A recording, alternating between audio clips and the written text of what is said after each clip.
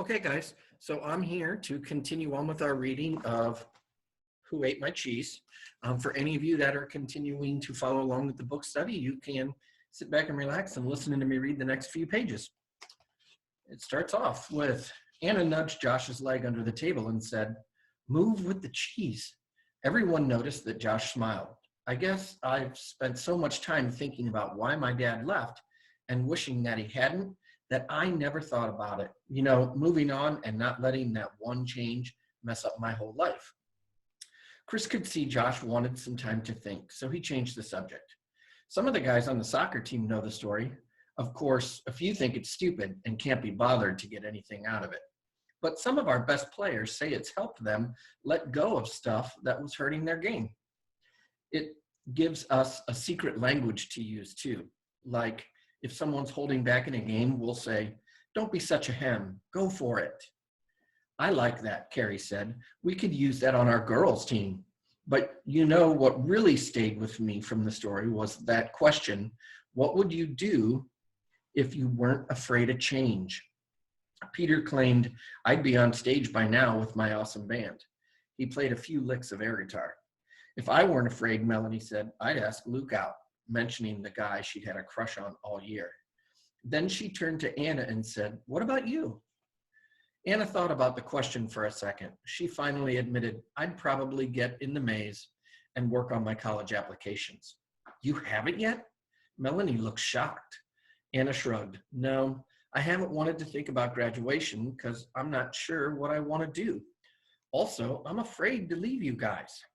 You're my best friends. You're not leaving us no matter what changes come our way. Some basic values like friendship will always be the same," Chris said. "Right," agreed Melanie. "But when things change around us, that's when we have to move with the cheese." Anna admitted, "I guess I need to change from being a hem into a haw before my cheese gets moved at graduation.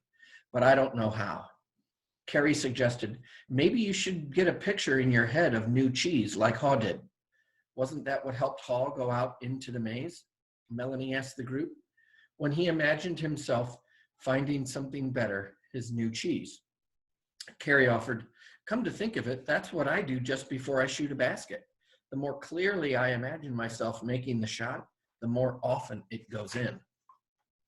So Anna said, "If I can picture myself next year at college, having a great time, learning new stuff, and meeting new friends, then all the changes I have to go through between now and then will seem a lot less scary."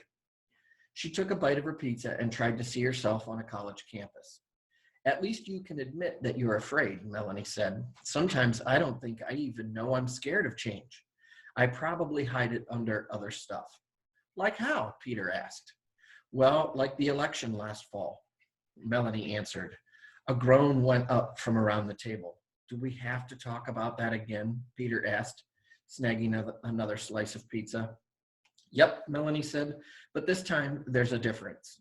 She pushed up her glasses and went on. "See, I was sure I was going to win class president. Why not? I'd make the best grades in our class. I didn't even think I'd have to actually do anything to make it happen. I'd done enough already. I found the first cheese station, didn't I? I guess I was pretty arrogant. So what did I lose? So why did I lose? Maybe if I'd heard this story sooner, I wouldn't have been boring you guys for months with my excuses and arguments, saying that I lost the election because it's really a popularity contest and that it wasn't fair.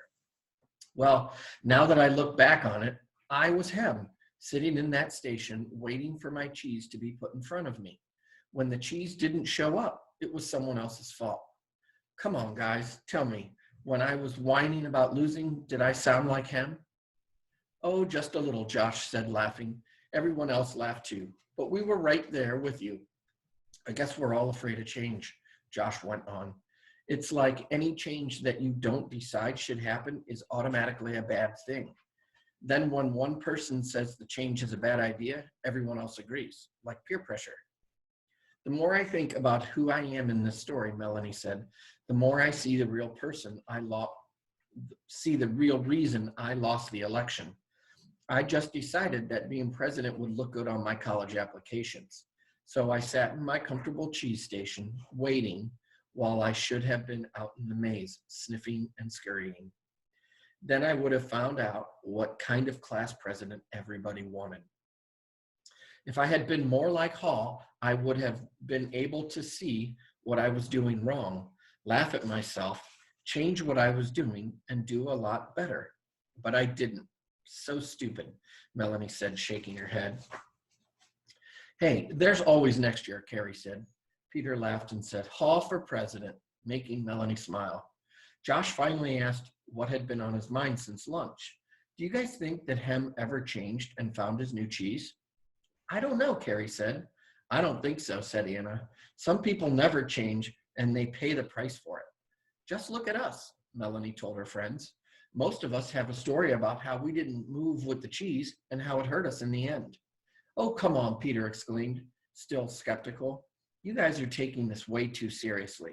There are changes happening every day. I'm sure I've been dealing with them just fine for the past 16 years of my life without this cheese story.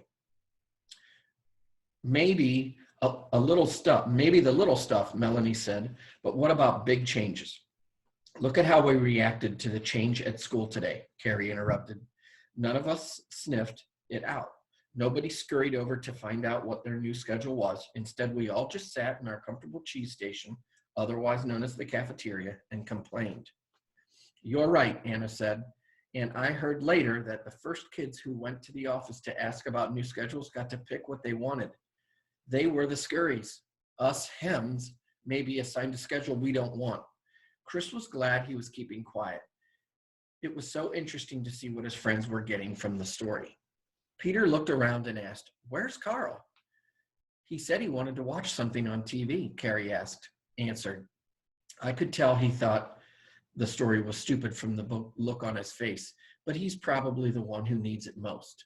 Melanie nodded. I can see why Carl isn't into the story. The story brings up some tough questions like, what old cheese do I need to let go of? And what new cheese do I need to move on to? Maybe he isn't ready to face that stuff right now. Carl reminds me of what I was like when my parents decided to move here, Carrie said. I didn't want to leave my old friends, and I totally resisted the change. It got ugly. Anna laughed. I remember that. You refused to talk to anyone here at first. Ugh, Carrie groaned in embarrassment, hiding her face in her hands.